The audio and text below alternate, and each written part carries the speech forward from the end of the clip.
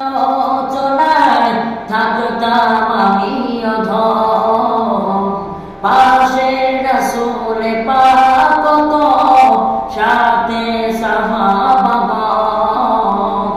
আবু বকর ওমর উসমান আলী সঙ্গী কেমন হতো।